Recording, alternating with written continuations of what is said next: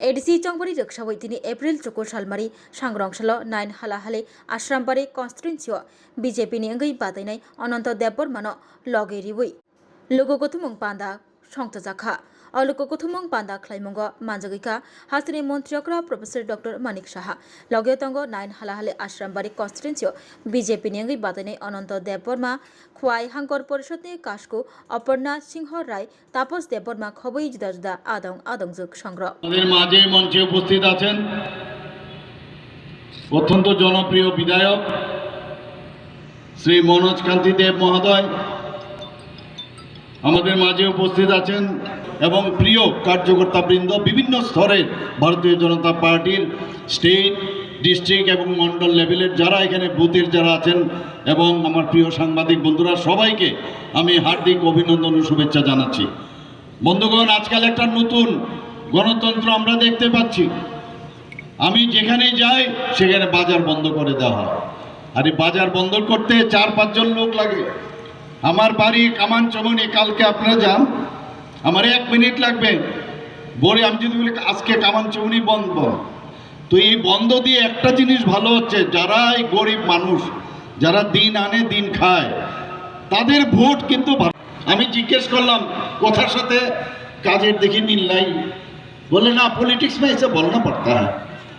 একের পর এক অদ্ভুত অদ্ভুত দর্শন, কি মানে আমি অবাক হয়ে যাই।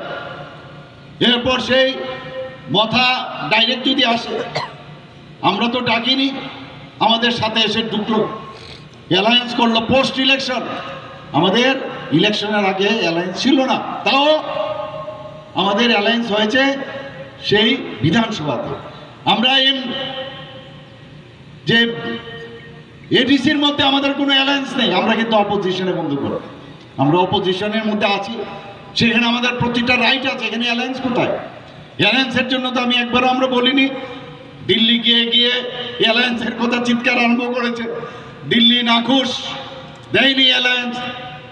শেষ পর্যন্ত বললে हम लोग अपना জাতি के लिए, আমরা আপনার জাতিকে কমিটি এবং গ্রাম সভার যত কিছুর ইলেকশন হয় না, বিসি নেই, তারপরেও গায়ের জোরে অলরেডি বিসি 123টা ডিক্লেয়ার করে দিলেন। এবং সুপ্রিম কোর্টে যখন গেলেন, তাদেরই অ্যাডভোকেটকে যখন বললেন, অ্যাডভোকেট বলে তাড়াতাড়ি এটা উইথড্র করে আসুন, আদারওয়াইজ অ্যাকসেপ্টই করবেন না।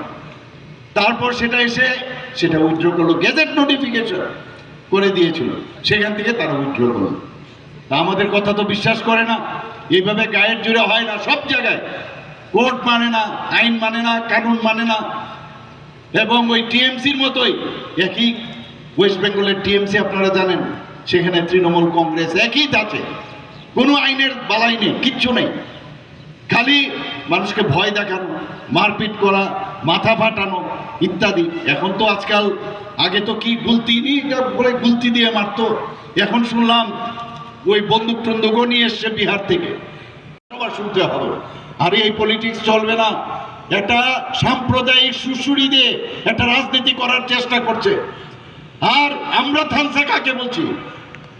থানসা আমরা বলছি জাতি, জনজাতি, মণিপুরি এবং মাইনরিটি সবাইকে নিয়ে আমরা সবকা সাথ সবকা বিকাশ বিশ্বাস আর তার প্রয়াস, সেই বিষয় নিয়ে, সেই মূলমন্ত্র নিয়ে আমরা সামনের দিকে এগোতে চাই। আমার পূর্ববর্তী বক্তা বলেছেন যে জনজাতিদের জন্য বলছেন, আরে মুখ্যমন্ত্রীকে মুখ্যমন্ত্রী জনজাতি তো আগেও হয়েছেন, মুখ্যমন্ত্রী জনজাতি কি করেছেন? তখন তো আপনাদের চেহারা দেখা যায়নি, কিছুই তো করেননি।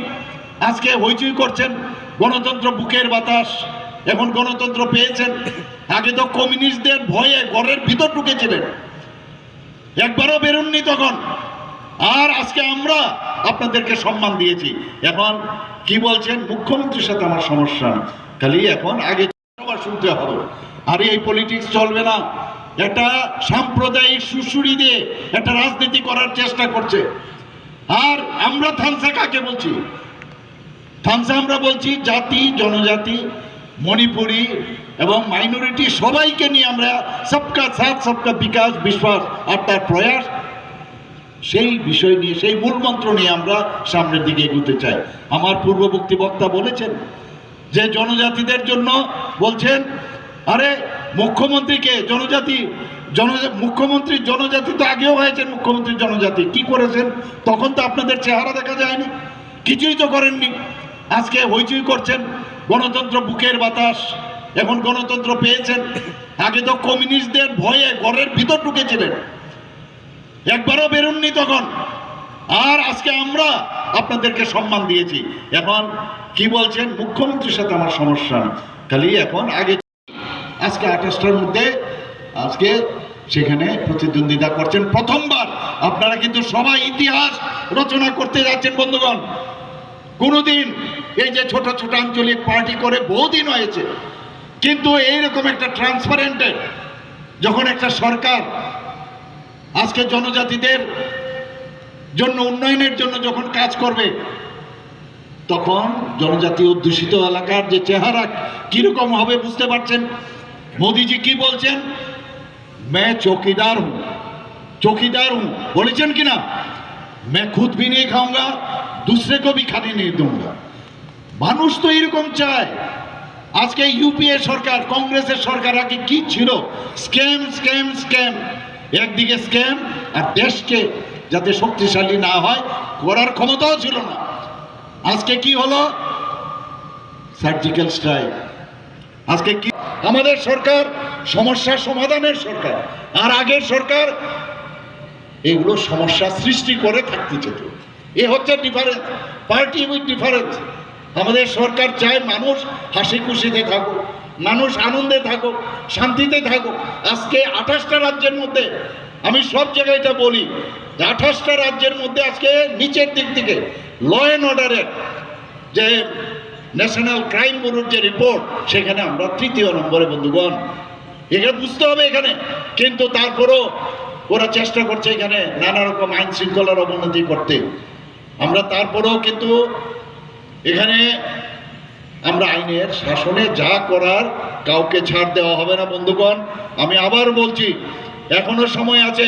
আমি কালকে যখন ওখানে গেলাম, আমাদের যে যার মাথা ফাটিয়ে দিয়েছে ওকে আমি দেখতে গেলাম, ওর ছেলে মেয়েরা আমাকে বলছে যে পার্টিগুলো তাদের উপর আস্থা রাখতে হয়, তার একদম স্থায়ী সমাধান হবে।